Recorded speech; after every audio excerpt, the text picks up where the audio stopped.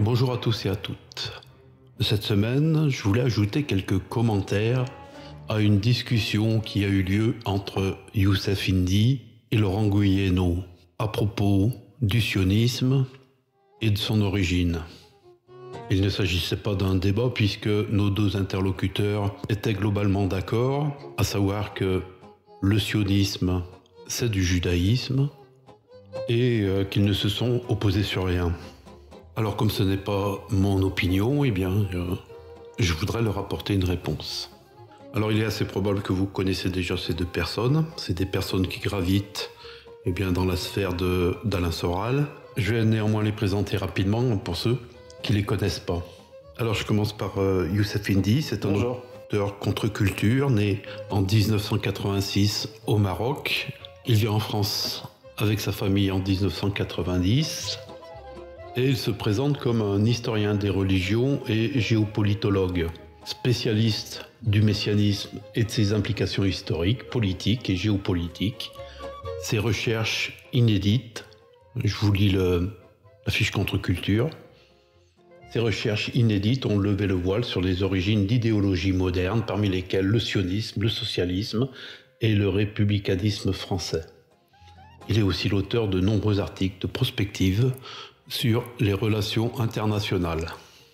Il est en particulier l'auteur d'un livre qui s'appelle « Occident et Islam », dans lequel il présente la thèse qu'il défend dans cet entretien dont nous allons parler. Bien insister, le sionisme est fondamentalement juif. À sa droite, donc à notre gauche, Laurent Guillénaud, historien, spécialiste en littérature médiévale. J'ai eu l'occasion de vous parler de lui à plusieurs reprises puisque c'est un auteur récentiste qui a écrit ce livre « Un millénaire de 3 siècles » dont je vous ai parlé, dans lequel il défend la thèse des siècles fantômes, c'est-à-dire des siècles rajoutés entre l'Antiquité romaine et le bas Moyen-Âge. Le contenu de ma vidéo « Le français ne vient pas du latin » est tiré de ce livre. Il est l'auteur d'un livre qui s'appelle « Du yavisme au sionisme », auquel il montre que le sionisme s'enracine dans la Bible.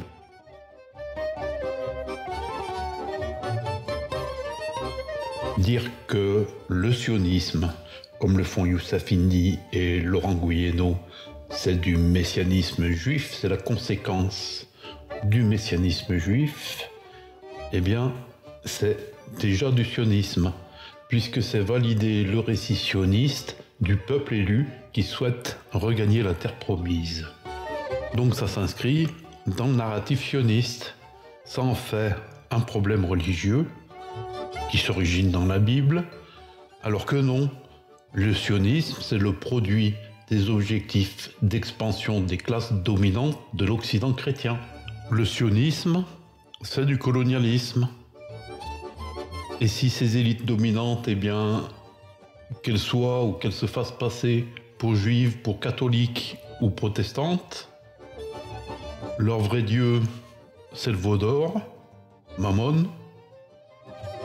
Et s'il y a une question religieuse, c'est uniquement parce que celles-ci sont instrumentalisées dans l'objectif sioniste. Donc la question est de savoir pourquoi ce mensonge, pourquoi cette tromperie, pourquoi nous induire en erreur. Bien insister, le sionisme est fondamentalement juif. Alors on pourrait se poser la question de comprendre le but de tout ça, de n'être pas simplement le fruit d'une pensée naïve, mais plutôt le fruit d'une manipulation. Pour ceux qui veulent en savoir davantage sur qui est Youssef Indy, tournez-vous vers Panamza et ses dernières révélations qui montrent les liens qu'il y a entre la famille Indy, Youssef et sa sœur, avec la puissance coloniale israélienne. Mesdames, Messieurs, Youssef Indy à me rejoindre sur scène. Alors on a compris, ou du moins je crois avoir compris, qu'Alain Soral avait dans le dispositif général une fonction particulière.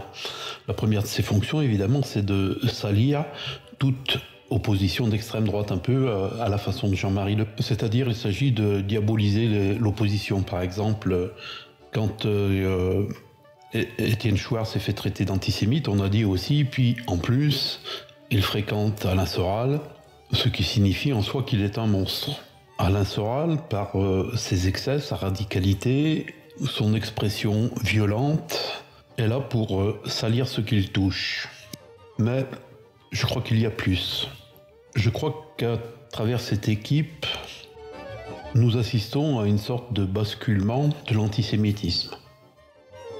L'extrême droite est par nature antisémite, depuis toujours je dirais, et nous sommes à une époque où l'extrême droite arrivant au pouvoir par la force des choses, par une sorte de retour de balancier, eh bien il faut que cette extrême droite soit lavée en fait du soupçon d'antisémitisme. Ça va être le rôle à Éric Zemmour et Marion Maréchal Le Pen d'être les représentants de cette droite philosémite qu'Alain Soral appelle le national-sionisme. Et donc là on voit mieux à la tournure des événements de la guerre en Gaza, à vouloir faire de la gauche, enfin ce qu'ils appellent l'extrême gauche, c'est-à-dire le parti de Mélenchon, eh bien le parti de l'antisémitisme. Parti dont un grand nombre d'électeurs viennent des banlieues. Une association LFI banlieue renforcée évidemment par le positionnement pro-Palestine de la France insoumise. Et on comprend mieux alors que le rôle de Soral, de Dieudonné et de Youssef Indy, c'est finalement d'avoir éduqué les banlieues à la culture antisémite de l'extrême droite traditionnelle. Pour qu'on puisse dire aujourd'hui, bien voilà, Mélenchon est antisémite, les banlieues sont antisémites, et on va opposer une droite qui arrive au pouvoir et qui, elle, sera philosémite. Si ça permettra donc d'exploiter un clivage entre une France blanche de souche philosémite et une France immigrée d'origine musulmane et antisémite. C'est une sorte de renversement de l'affaire Dreyfus. Et égalité et réconciliation aura servi à ça. C'est-à-dire à éduquer les banlieues avec la culture antisémite d'extrême droite. Et plutôt que de permettre, comme il le dit, la réconciliation entre la gauche des banlieues et l'extrême droite, il a plutôt participé à créer les conditions de la guerre civile entre un monde chrétien devenu philosémite et des banlieues devenues antisémites. Parce que de toute façon, le sionisme a besoin de l'antisémitisme. L'antisémitisme est consubstantiel au sionisme. Il n'y a pas de sionisme sans cette idée que, oh là là, les pauvres juifs, ils sont martyrisés, ils sont pogromés, et il faut leur trouver une protection, et cette protection, c'est la terre de Palestine. Sans antisémitisme, pas de sionisme. Et inversement, sans sionisme, eh bien, pas d'antisémitisme. Bien insister, le sionisme est fondamentalement juif. Eh bien non, le judaïsme est pour les sionistes un masque derrière lequel ils se cachent. Non seulement ils se cachent derrière ce masque, mais ils en usent pour faire monter l'antisémitisme, parce que l'antisémitisme, c'est bon pour Israël. Mais les puissances sionistes, elles, en réalité, n'ont rien de juif.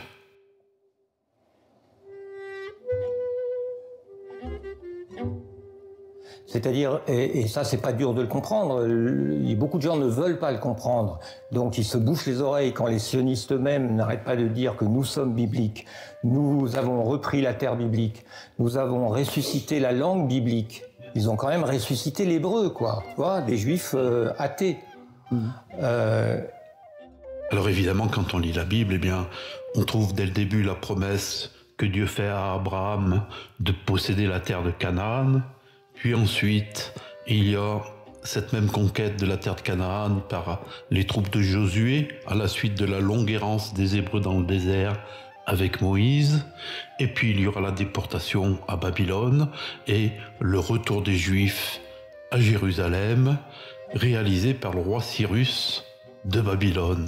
Donc oui, quand on regarde la Bible, eh bien, tout ce qui est contenu dans la Bible conduit au sionisme. Alors, Laurent Guyeno, Youssef Indy, ils en sont encore à croire dans les livres, à croire que la fabrication des livres est grosso modo telle que on nous la présente et que la Bible est là, telle qu'elle est, eh bien, depuis des siècles. Mais moi, je pense qu'on peut tout à fait inverser la question et se demander plutôt si le fait que la Bible soit si intensément sioniste, est-ce que ça ne signifierait pas plutôt qu'elle a été produite dans l'intention sioniste ? C'est-à-dire, ce n'est pas le sionisme qui découle de la Bible, mais ce serait l'inverse, au moins pour partie, que la Bible est une fabrication sioniste. C'est-à-dire une fabrication récente, disons, au XIVe siècle. Puisque dans notre hypothèse, en fait, l'idée sioniste apparaît à la chute de Saint Jean d'Acre, en 1290 et quelque chose, et le coup d'envoi réel du sionisme, eh ben, c'est la chute de Constantinople en 1450. Et c'est entre ces deux dates que la Bible aurait été constituée dans la perspective du projet sioniste. Disons constituée, au moins dans sa forme actuelle, hein, parce qu'évidemment, ils ne sont pas partis de rien, ils sont partis d'un existant qu'ils ont modifié pour l'adapter à leur projet. C'est mon opinion. Donc sur cette question-là, c'est-à-dire de l'origine biblique du sionisme, eh bien, Youssef Indy est tout à fait d'accord avec Laurent Guyeno. Je vous fais écouter un petit extrait. Le sionisme est effectivement une application à la lettre de la Bible hébraïque et des lois du Talmud, c'est-à-dire génocidaire, exceptionnaliste, raciste, etc. Là-dessus, je pense qu'on est parfaitement d'accord, Laurent et moi. Ah ouais. Bon, on est d'accord alors finalement. Mais le mode opératoire de la conquête et de l'épuration ethnique de la Palestine par les sionistes suit précisément le livre de Josué. C'est-à-dire c'est le livre qui, dans la continuité du Deutéronome. Donc vous avez le Pentateuque, Deutéronome, ça. Alors que Dugin, lui... Donc on est d'accord alors c'est déjà pas mal, sur le fait que le sionisme est ancré dans la Bible, est enraciné dans la Bible, comme la judéité en général. Hein, enfin, à mon avis, la judéité, elle est enracinée dans l'histoire biblique. Mais si le sionisme, c'est du judaïsme, alors l'antisionisme, c'est de l'antisémitisme. Alors de son côté, eh bien, Youssef Indy place l'histoire tout de suite dans le sens d'une controverse avec Dugin sur un problème d'eschatologie. C'est-à-dire que le sionisme serait né du désir d'ater la venue du Christ, la venue du Messie, plus exactement, en faisant retourner les Juifs en Palestine, en Terre Sainte. Et Dugin aurait déclaré que le sionisme était le satanisme du judaïsme. Ce que dit Dugin, c'est que le sionisme ne peut pas être du judaïsme parce que le sionisme interdit expressément aux Juifs le retour en Terre Sainte tant que ce retour n'a pas été décidé et voulu par Dieu. Les Juifs ayant été punis par Dieu ont été expulsés de la Terre Sainte et ils retourneront en Terre Sainte quand Dieu le décidera. Ce n'est pas aux Juifs de décider de ça. Et Youssef Indy dit non. Le sionisme est l'application à la lettre des lois juives et du projet juif. Simplement, il contourne un interdit. Et c'est l'objet de son livre d'avoir été recherché dans la littérature rabbinique. Des rabbins parlent à partir du XIIe siècle ou du XIIIe siècle, je ne me souviens plus, mais qui parlent de l'idée qu'il est possible d'ater le retour du Messie. Ce qui fait que pour lui, eh bien, le sionisme est entièrement du judaïsme. Et l'activation d'une apocalyptique en fait juive qui a été contenue pendant des siècles par le Talmud. Alors Youssef Indy nous présente comme une évidence cette idée que le sionisme serait la conséquence du messianisme juif. Un messianisme qu'il dit actif, c'est-à-dire accompagné de la volonté d'accélérer la venue du Messie. Il ne doute pas de son hypothèse, il nous la présente comme allant de soi.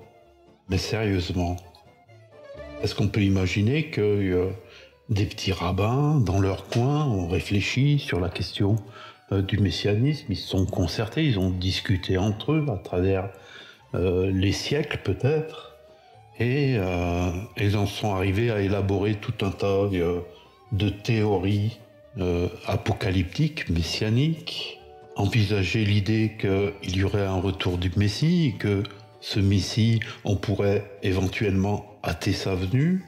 Et ces rabbins ont ensuite été voir les puissants de ce monde, qui eux sont occupés à faire du business, à faire des affaires, et ils auraient réussi à les convaincre de se lancer dans un plan faramineux, gigantesque, parce que quand on voit toute l'énergie nécessaire au projet sioniste, une énergie aussi bien dans la manipulation des peuples que dans la fabrication de mensonges, mais aussi une énergie militaire, eh bien, les rabbins auraient réussi à convaincre les puissants de dépenser toute cette énergie dans le but de faire accélérer la venue du Messie. Mais est-ce que cette idée est sérieuse ? Ça n'a strictement aucun sens. Il est beaucoup plus logique de penser que ce sont les puissants, parce qu'ils ont des désirs de conquête, d'expansion, qui financent les synagogues, les mosquées, les églises, pour les orienter dans le sens qu'ils vont avec leur projet. Ce ne sont pas les rabbins qui disent aux puissants ce qu'ils doivent faire, ce sont les puissants qui disent aux rabbins à quoi les gens doivent croire. C'est-à-dire que le sionisme est une démarche qui vient d'en haut et qui descend vers le bas, et certainement pas l'inverse. Pour rappel, il y a eu dans les siècles précédents pas moins de 8 croisades. Il s'agissait de protéger le sépulcre du Christ. Nulle juiverie et pourtant le même projet, celui de la conquête de la Palestine. Alors croire que parce qu'il y a des rabbins qui ont discuté d'eschatologie et qu'ils ont orienté leur eschatologie dans un sens qui va dans le sens du projet sioniste, et faire croire que ce projet sioniste serait issu de cette eschatologie, eh bien, ça ne veut rien dire, ça n'a pas de sens. C'est quelque chose qui est matériellement impossible. Le pouvoir est en haut et il agit sur le bas. Et donc, moi, ce que j'affirme, eh bien, je le démontre comment ? Qu'on a vu dans notre parcours sur la fabrication de la fausse littérature au Moyen-Âge. C'est Léon X, le pape, qui achète la fausse littérature aux Polges.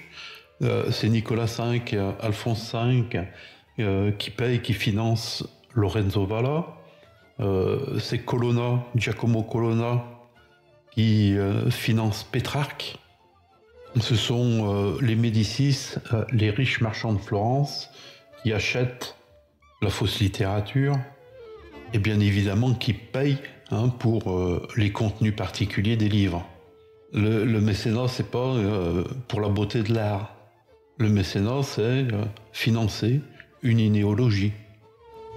Donc on finance de la fausse littérature, mais on finance aussi des faux curés, j'allais dire, ou des faux rabbins, c'est-à-dire des personnes qui sont là pour véhiculer les idées religieuses voulues par les puissants en fonction de leur projet de domination.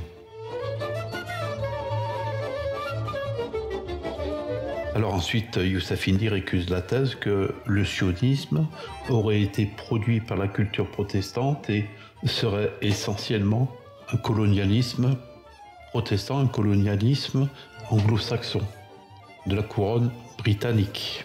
Je vous fais écouter la thèse. Les historiens comme, Henri Laurence, Shlomo Sand, Yaakov Rabkin et d'autres nous disent que le projet de rapatriement des Juifs en Terre Sainte pour hâter la venue du Christ est une idée née dans les milieux protestants millénaristes anglais du XVIIe siècle. Ils n'ont pas eu cette idée qui leur est tombée du ciel, puisque ce que j'appelle le messianisme actif, c'est-à-dire hâter la venue du Messie, là dans le cas des protestants, du Christ, qui est, pour les chrétiens et les musulmans, le véritable Messie, par des actions politiques, est une conception juive, qui vient donc du messianisme juif.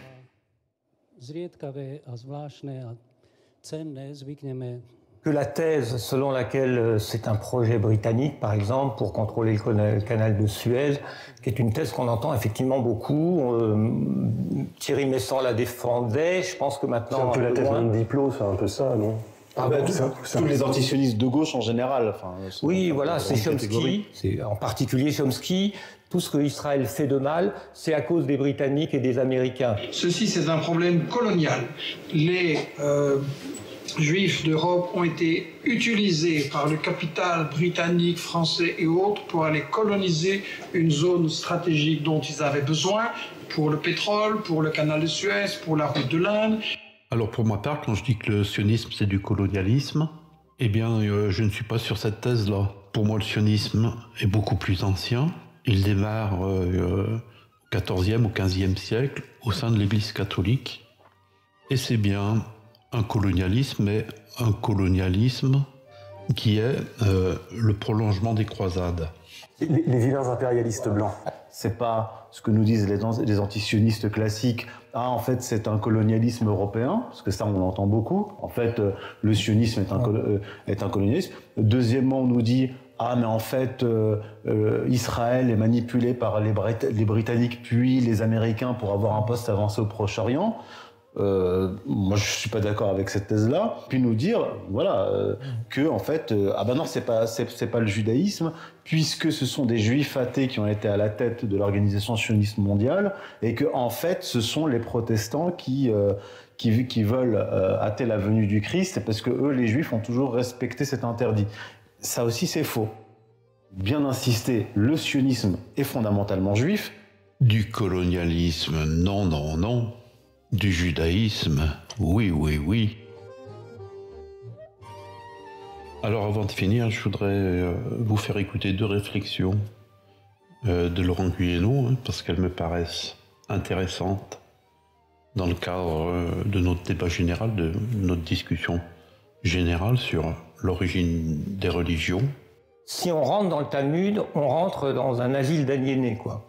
C'est-à-dire on rentre dans un monde qui est complètement délirant, complètement absurde, irrationnel, malade, anonyme, on ne connaît pas, mais qui a fait un petit discours là-dessus. Il parlait de son père qui était talmudiste et il expliquait effectivement le Talmud, c'est une espèce de machine à rendre fou parce que c'est une machine pour te déconnecter de la réalité, c'est-à-dire tu parles dans le vide, tu discutes de trucs totalement absurdes, totalement insensés, totalement obscènes.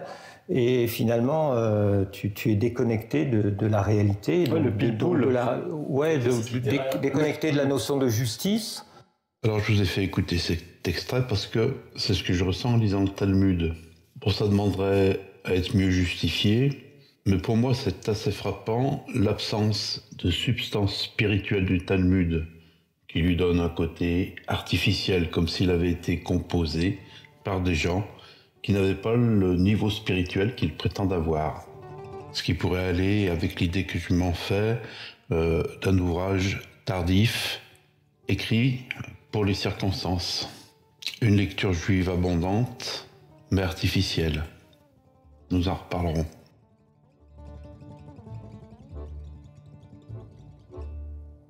Alors encore deux choses intéressantes de Laurent Guyénot que je voudrais vous faire écouter.